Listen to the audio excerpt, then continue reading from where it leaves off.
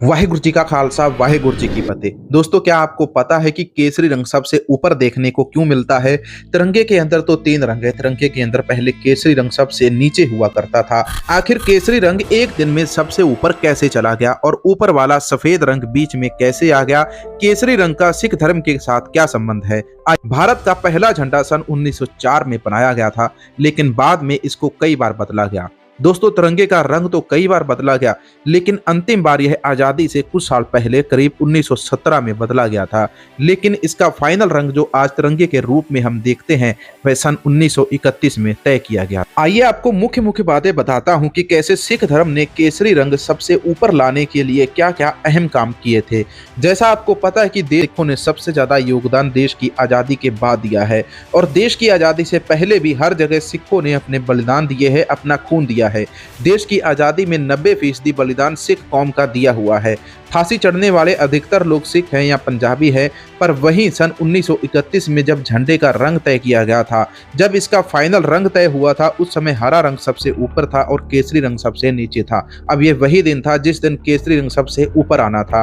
अब इस केसरी रंग को निहंग सिख बाबा खड़क सिंह जी सबसे ऊपर लेकर आए थे और हरा रंग उस दिन से सबसे नीचे चला गया। निहंग सिखों से पूछने पर पता चलता है कि एक बार सर छोटू राम और पटेल साहिब सचखंड श्री हजूर साहिब में निहंग सिख बाबा खड़क सिंह जी के पास गए और उनसे आजादी की लड़ाई लड़ने को कहा। पर वहीं खालसा जी ने आगे से कह दिया, बैठिए पहले समुंदर छकिए।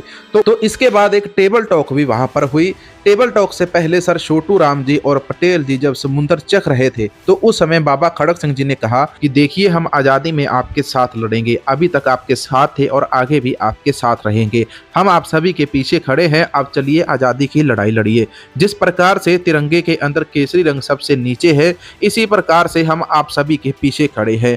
अब जिस प्रकार से तिरंगे के अंदर सफेद रंग सबसे ऊपर है, तो सफेद रंग वाले सबसे आगे होकर लड़ाई लड़ेंगे और हरे रंग वाले बीच में रह के उनको, और केसरी रंग वाले सबसे पीछे होकर जकारे लगाते हुए आप सभी का साथ देंगे। तो इस प्रकार से सर छोटू राम जी और पटेल जी को चिंता होने लगी कि इस प्रकार से तो देश कभी भी आजाद नहीं होगा। तो इस प्रकार फिर उन्होंने रंगों को बदल दिया। उन्होंने केसरी रंग को सबसे ऊपर कर दिया और उन्होंने बाबा खड़क सिंह जी से कहा कि आज से जो केसरी रंग है वह सबसे ऊपर होगा। आप सभी लोग हमारे आगे लगिए, खालसा हमारी पैरवाई करे, खालसा हमारे आगे आगे चले, तभी जाकर हमारे देश को आजादी मिलेगी। तो दोस्तों, ये था एक तरफ का इतिहास, सिक्के का एक पहलू। तो यदि बात करें हम रंगों की, तो रंगों के हिसाब से एक दूसरा पहलू सामने आता है।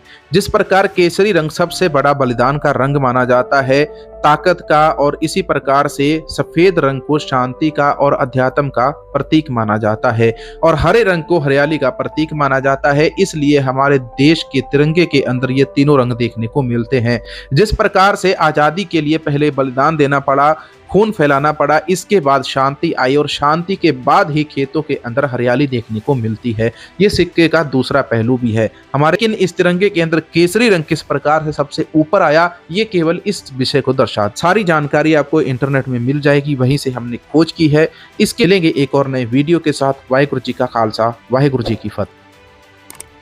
चैनल को सब्सक्राइब करके बेल आइकन को ऑल पे कर लें और वीडियो को लाइक करने के बाद, कमेंट करने के बाद व्हाट्सएप में शेयर जरूर करना।